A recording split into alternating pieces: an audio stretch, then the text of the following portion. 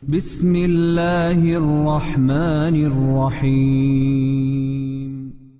Saya ingin mengingatkan diri saya dan teman-teman sekalian statement yang menarik dari Ibnu Qayyim rahimahullah. Ibnu Qayyim pernah mengatakan, saya selalu senang dan tenang. Saya selalu senang dan tenang melalui kehidupan dunia ini karena dua hal. Yang pertama adalah saya selalu senang dan tenang karena saya tahu ajal saya sudah ditentukan oleh Tuhan saya. Maka tidak akan pernah bertambah sesaat dan tidak akan berkurang sesaat. Artinya kalau saya akan meninggal 60 tahun ya 60 tahun. Mau sehat, mau sakit, ya, mau kaya, mau miskin, sudah saatnya mati akan mati. Maka saya tidak perlu repot dengan itu. Saya tinggal mengisi hidup saya dengan kebaikan-kebaikan, tinggalkan keburukan, udah sampai ajal datang. Saya selalu senang dan tenang karena ajal saya sudah ditentukan oleh Tuhan saya, tidak akan bertambah saat dan tidak akan berkurang saat. Lalu yang kedua, ini saksi bahasan kita. Dia mengatakan saya selalu senang dan tenang karena rezeki saya tidak akan diambil oleh orang lain. Teman-teman sekalian, garis bawahi satu hal.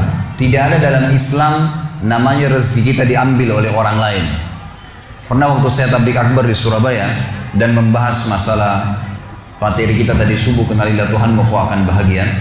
Ada seorang pengusaha muda datang kepada saya dan berkata, Ustaz, saya bersama dengan beberapa teman-teman saya coba untuk melobi masuk ke dalam satu proyek.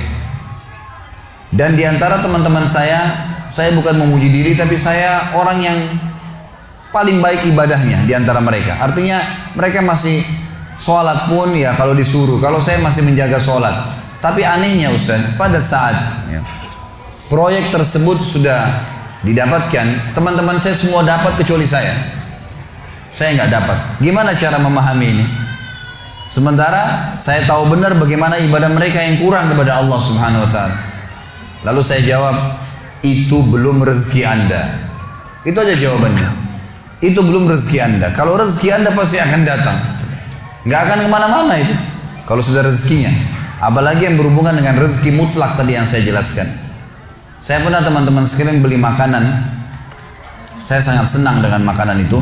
Di Jawa Timur, di Surabaya tempat ada madu mongso, jadi manis, enak gitu. Saya sering beli kecil, ketan ya. Saya beli sekitar 50 biji kena kecil-kecil. Sering saya bawa dari Surabaya ke Jakarta. Saya sempat beli, kemudian saya sambil nunggu pesawat akan take off 1 jam lagi Surabaya ke Jakarta, saya taruh di lounge, lagi duduk sambil nunggu waktu, saya buka laptop sambil saya ngetik-ngetik ceramah. Karena asyiknya ngikutin ceramah, saya lagi edit, saya lagi perbaikin, terus dipanggil. Setelah itu 45 menit dipanggil, 5 menit kemudian dipanggil, suruh naik pesawat. Saya buru-buru matikan laptop, saya tutup lalu saya jalan. Saya lupa tuh kresek saya yang ada isinya makanan tadi. Saya ingatnya nanti setelah tiba di Bandara Jakarta. Perasaan tadi selain laptop ada yang saya pegang yang lain nih gitu. Mana nih kreseknya? Oh, makanan saya ketinggalan. Tapi karena saya sudah tahu teorinya, ternyata memang madu mongso itu bukan rezeki saya, rezekinya orang yang di situ gitu. Pernah nggak teman-teman beli makanan, kalau yang sudah punya anak kecil di rumah, beli makanan taruh di kulkas niatnya mau makan besok kita buka sudah dimakan gitu kan? Ya, sering ya? Itu karena bukan rezeki Anda, memang rezekinya dia gitu kan. Akan sampai kepada dia. Kalau yang sifatnya mutlak pasti sampai ke dia, bagaimanapun caranya akan sampai ke dia gitu. Jadi kita harus pahamin berhubungan dengan rezeki masalah ini. Jadi yakinlah tidak ada rezeki diambil oleh orang lain, tinggal bagaimana kita berusaha punya ilmu kalau ingin kembangkan dan dapat yang ikhtiar lebih banyak lagi, dan syukuri. Yang kedua teman-teman, kiat untuk menambah rezeki adalah infak, sedekah. Harus kita ubah nih satu kaidah kapitalis yang mengatakan menabung pangkal kaya. Maaf teman-teman yang suka nabung nih. Bukan saya larang nabung, bukan. Tapi dalam Islam bukan menabung pangkal kaya, tapi sedekah pangkal kaya. Nggak bisa ketemu antara nabung dengan sedekah, nggak bisa ketemu nih. Susah ketemunya. Karena sedekah disuruh keluarin, ini nabung disuruh simpan, gitu kan? Nggak bakal ketemu. Dalam Islam makin sering kita keluarkan di jalan Allah, makin terbuka tuh rezekinya. Ya, ini dalilnya banyak. Di antaranya hadis Bukhari, hadis Qudsi, di mana Allah Subhanahu wa taala berfirman, kata Nabi SAW, Allah berfirman, "Ya ibna Adam, anfik alaik. wahai anak Adam, berinfak dulu di jalanku, aku baru berinfak padamu. Sedekahin dulu, baru aku kasih kamu. Jadi ini kata kuncinya, makin sering keluarkan, maka makin bagus. Makin bagus yang kita kasih, ya, makin sempurna balasan dari Allah. Coba renungi perkataan Urwah bin Zubair rahimahullah, seorang ulama tabi'in yang masyhur. Urwah bin Zubair ini ayahnya namanya Zubair bin Awam. Salah satu sahabat dari 10 orang yang jamin masuk surga. Anaknya namanya Urwah, ulama besar, gitu kan, dari tabi'in. Urwah mengatakan, janganlah seseorang di antara kalian memberikan untuk Allah, keluarkan di jalan Allah sedekah, sesuatu yang dia malu kalau dia berikan kepada pemimpin satu kaum. Begini maksudnya. Saya ingin tanya teman-teman, coba renungin dan jujur jawabnya ya. Kalau seandainya Anda tiba-tiba diundang oleh, saya nggak tahu nih, di Bali ini apa? Wali kota ya? Diundang oleh wali kota. Baik, bapak ini atau ibu ini diundang ke wali kota, ditelepon khusus, datang ya ke kantor saya besok, dan tolong beliin saya buah. Pesan beli buah. Kira-kira teman-teman sekalian, pada saat wali kota pesan buah dari Anda ini, beli buahnya di mana? Di pasar kaki 5 kah? Emperan jalan? Masuk supermarket. Cari buah yang biasa-biasa saja atau buah yang paling bagus? Kalau ada sedikit rusak, kulitnya tercoret atau mungkin terkelupas, dimasukin nggak? Setelah kita beli buah-buah yang paling bagus, yang paling mahal, ditaruh di kresek atau cari alat tempat yang lain? Cari keranjang, pakai plastik, pakai kartu nama, luar biasa. Kenapa? Karena wali kota yang pesan. Coba teman-teman sekalian, kalau ibu Anda yang pesan, bapak yang pesan, nah beliin ayah, beliin ibu jeruk ya, buah. Beli di mana kira-kira? Di kaki 5. Kemudian penjualnya bilang, ini ada rusak sedikit, gak apa-apa, masukin aja. Pakai kresek tua ini bekas ikan, udah nggak apa-apa. Ini yang Urwah rahimahullah berkata, janganlah seseorang di antara kalian ya memberikan untuk Allah di jalan Allah. Orang tua kita tuh kalau bakti luar biasa pahalanya kan gitu. Yang kalian malu kalau kalian berikan kepada pemimpin satu kaum. Mestinya ibu ayah kita tuh dibuatin kayak tadi itu, malah lebih hebat daripada itu. Pilihin buah yang paling bagus, dikemas yang paling bagus dan seterusnya. Mestinya begitu. Tapi seperti itulah manusia, karena tidak paham teman-teman sekalian. Sesuatu yang dikeluarkan di jalan Allah akan mendatangkan respon rezeki yang banyak. Ini satu hal yang harus digarisbawahi, dan akan saya bacakan banyak sekali dalil berhubungan dengan masalah itu, di mana Allah Subhanahu wa taala menyuruh kita keluarkan. Ingat, makin baik kita berikan, makin baik juga respon dari Allah Subhanahu wa taala. Coba teman-teman muhasabah nih. Kalau celengan masjid lagi lewat dan Anda punya 1000 baru 1000 tua, yang mana ditaruh? 1000 tua. Kenapa 1000 tua yang ditaruh? Karena belum tahu nih, kalau saya berikan di jalan Allah, ini akan datang responnya. 1000 baru yang kita beli air mineral di luar sana, ini pemahaman yang salah. Ini yang kita mau lurusin malam ini nih. Mestinya teman-teman sekalian cari uang yang baru dikasih ke jalan Allah, yang tua dipakai belanja. Mestinya begitu. Karena makin baik kita berikan, maka makin baik responnya. Gitu kan? Makanya kata para ulama, siapa yang memberikan sesuatu yang baik pada Allah di jalan Allah, Allah akan balas dia dengan kebaikan. Saya akan angkat sebuah kisah teman-teman sekalian. Kisah seorang ulama tabi'in bernama Rabi' ibn Haytham rahimahullah. Rabi' ibn Haytham ini ulama yang sangat terkenal dengan kesolehannya, luar biasa kesolehannya orang ini. Jadi dia di akhir hidupnya, Rabi' ibn Haytham ini muridnya Abdullah bin Umar, muridnya Abu Musa al-Asy'ari, sahabat-sahabat yang mulia. Ini murid langsungnya, ulama tabi'in yang terkenal, Rabi' ibn Haytham. Rabi' ibn Haytham ini di akhir hidupnya sempat stroke setengah badan. Datanglah 2 orang muridnya bertamu ke rumahnya, dan ini termasuk adab yang baik. Kalau teman-teman mendapatkan seorang alim ulama dan memang dia bersedia bisa didatangin, kunjungin, minta nasihat, atau ketemu minta nasihat, atau hadir di pengajiannya lah. Mereka datang mengatakan, begitu masuk, kebetulan stroke setengah badan, bagian kiri tubuhnya stroke ini. Ada 4 kejadian di rumahnya pada saat itu. Yang pertama, pada saat muridnya masuk, muridnya berkata, wahai imam ini kiai, ustadz, wahai imam, apa rahasianya, kenapa anda ini bisa mengontrol lisan anda? Tidak seperti ulama-ulama yang lain, masih kadang-kadang ngobrol-ngobrol kosong. Anda ini betul-betul Rabi ibn Haytham terkenal kalau ngomong nasihat, tanya kabar orang, gitu kan, Quran atau zikir, nggak ada yang lain. Ini itu saja 4 tuh dari lisannya, nggak ada yang lain, luar biasa. Kalau bukan nasihat orang, tanya kabarnya orang lain, gitu kan, apa kebutuhan mereka, kemudian berzikir atau baca Quran. Gitu. Ini masuk dalamnya zikir adalah doa. Maka dikatakan apa sih, murid-muridnya bilang apa rahasianya Anda melakukan seperti ini? Dan ini saya sempat angkat di khutbah Jumat kita kemarin potongan kisah ini. Maka Rabi ibn Haytham mengatakan, wahai murid-muridku, apakah kalian sampai sekarang masih ragu ada Tuhan namanya Allah, dan kalian masih ragu di pundak kanan dan kiri kalian Allah telah letakkan malaikat yang akan mencatat amal baik dan amal buruk kalian, dan pasti demi Allah akan dibacakan dan dihisapkan untuk kalian di sana di akhirat nanti? Artinya saya bisa mengontrol lisan saya karena saya tahu Tuhan saya selalu melihat, dan ada malaikat yang mengawasi, tidak pernah tidur nih 24 jam terus mengawasi, baik dicatat buruk dicatat. Lalu kemudian muridnya mengatakan, baiklah kalau gitu, dapat ilmu. Kejadian pada saat itu teman-teman sekalian yang lain adalah, yang kedua, baru mau ngobrol sama murid-muridnya, tiba-tiba anaknya Rabi bin Haytham keluar dari dapur, masuk ke ruang tamu pamit. Anak laki-lakinya lalu berkata, wahai ayahku, semoga Allah senantiasa menjaga Anda. Ibu saya membuatkan untuk Anda makanan namanya halwa pada zaman itu. Halwa ini Bapak Ibu sekalian makanan yang mahal. Bahannya susah, bahannya mahal, buatnya susah, lama diadon berjam-jam baru jadi. Dan ini dimakan oleh pejabat-pejabat gitu. Rabi bin Haytham rahimahullah ini punya ciri khas. Mereka tidak pernah rewel. Di rumahnya dihidangkan makan apa sama istrinya, dimakan sama dia. Baik sekali orangnya. Udahlah, dunia dilaluin sama dia begitu saja. Maka anaknya datang dan mengatakan, wahai ayahku, ibuku membuatkan untuk Anda halwa. Makanan yang mahal bahannya dan juga susah buatnya. Tapi anaknya bilang, ibu saya buat halwa buat Anda. Ibu saya berharap Anda memakannya. Anda memakannya. Gitu. Lalu kata Rabi bin Haytham, baiklah, keluarkan aja. Dikeluarkanlah makanan tersebut. Lalu halwa ini dipotong-potong karena kue yang bagus dan cukup besar, di nampan besar dipotong-potong. Baru saja Rabi bin Haytham mau memegang dengan tangan kanannya, karena sebelah kirinya sakit.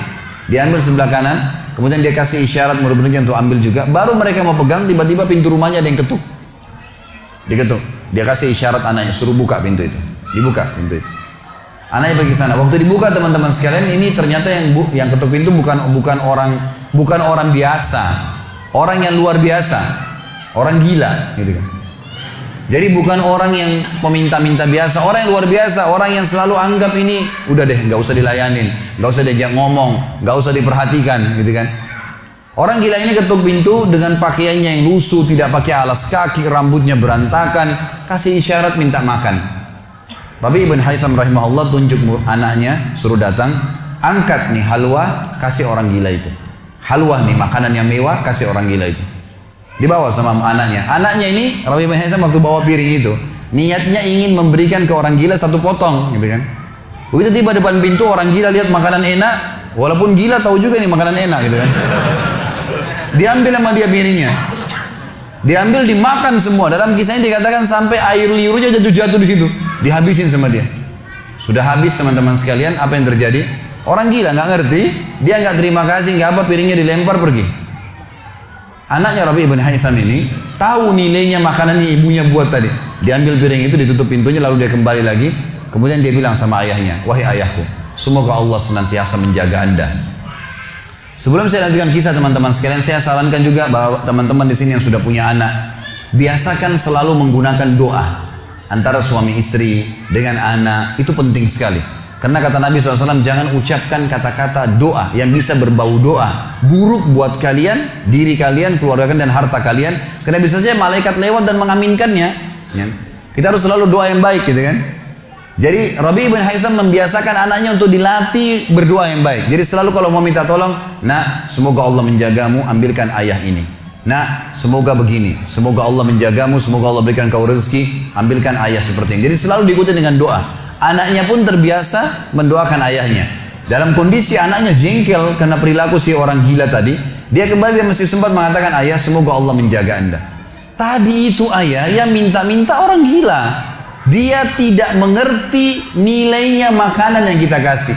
Kalau tadi Anda suruh saya ke dapur, ngambil apa saja, roti lah, apalah, dia makan juga. Kenapa harus halwa yang ibu saya setengah mati buat, biayanya mahal, buatnya lama, gitu kan? Jadi anaknya butuh jawaban nih.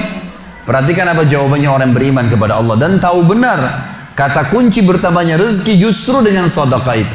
Kata dia apa? Ya waladi illam yadri fallahu yadri.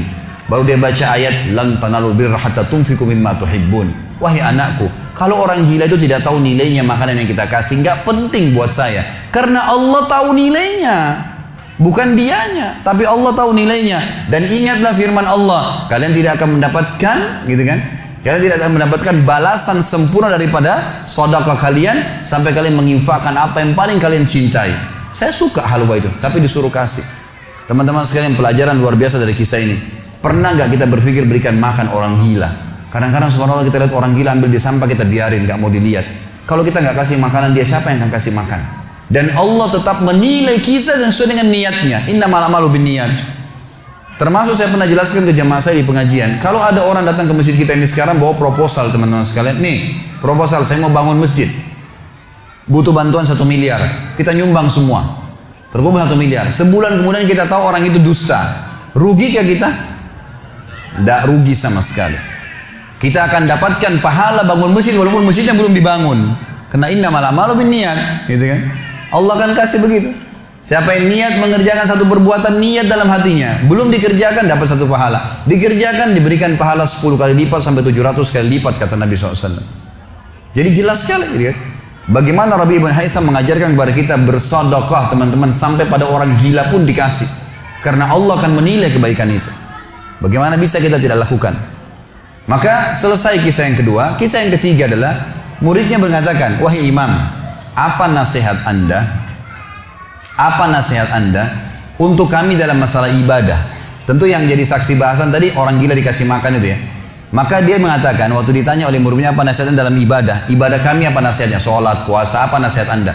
Maka beliau mengatakan, alaikum bil asrar, rahasiakan amal soleh kalian, jangan ceritakan sama siapapun.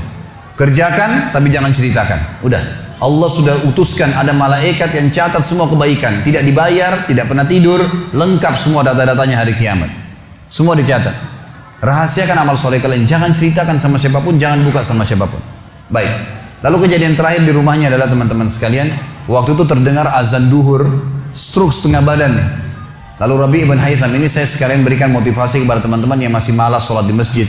Rumah Allah harus didatangi teman-teman sekalian, fadilahnya sangat besar. Kata Nabi SAW, setiap orang ke masjid, setiap langkahnya mengangkat derajatnya 1 langkah, yang 1 langkah mengampuni dosanya. Setiap ke masjid dapat 1 istana di surga, dan pulang dari masjid 1 istana lagi. Hadis sahih semua menjelaskan masalah ini, gitu kan? Belum fadilah sholat berjamaahnya, belum terbangun ukhuwah, belum dan seterusnya.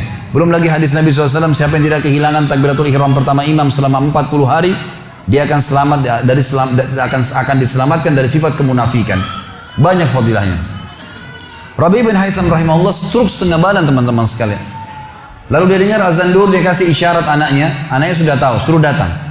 Anaknya lalu menopang tubuhnya dia yang sebelah kanan, minta diantar ke masjid. Stroke setengah badan dan sudah sangat tua.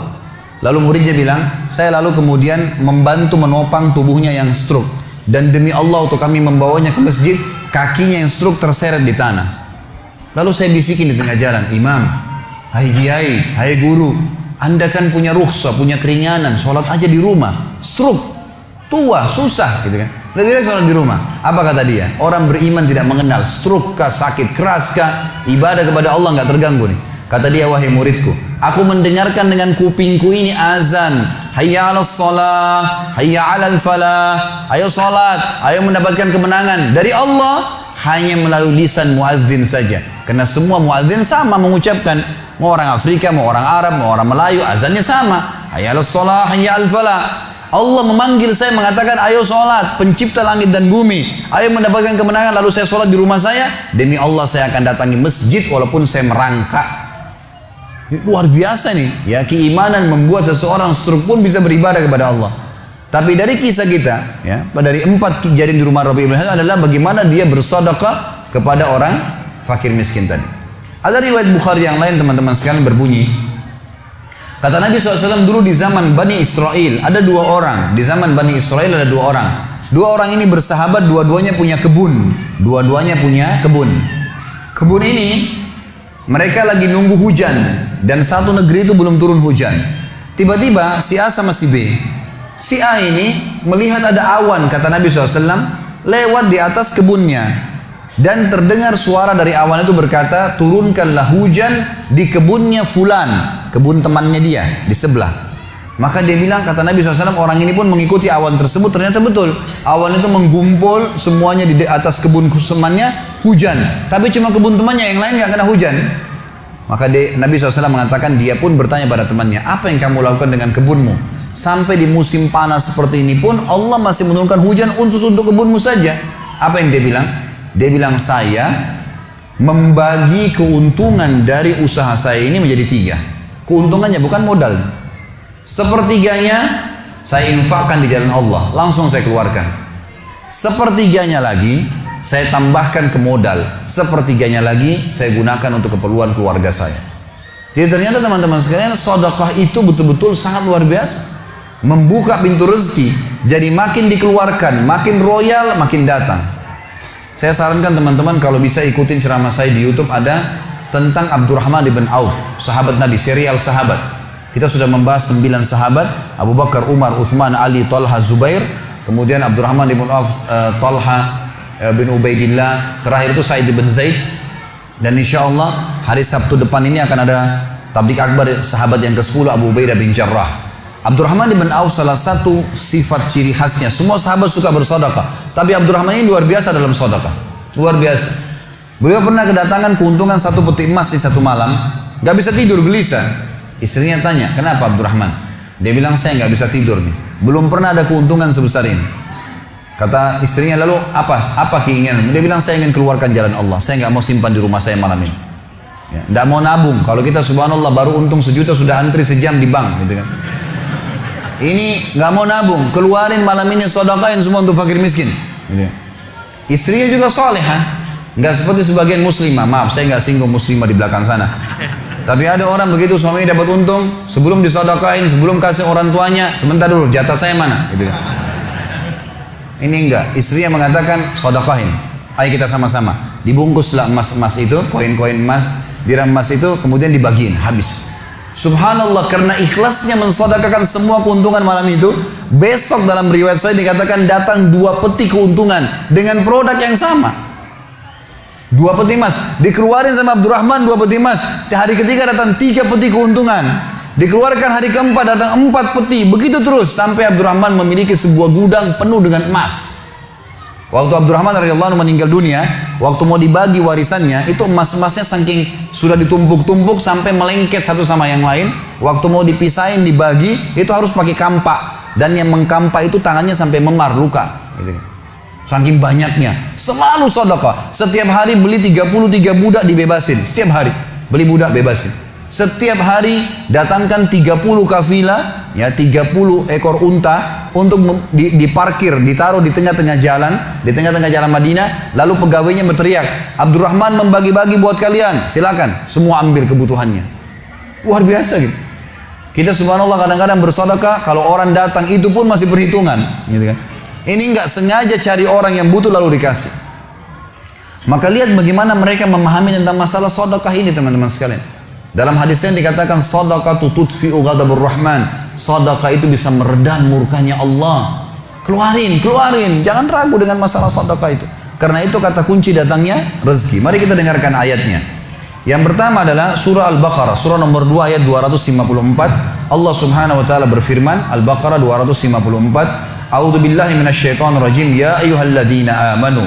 Hai orang-orang yang telah beriman pada Allah, anfiku, keluarkan mimma razaqnakum, dari apa yang telah kami berikan untuk kalian rezeki, min qabli an ya'ti yaumun la bay'un fihi wala khullatun wala syafa'ah wal kafirun humudz zalimun.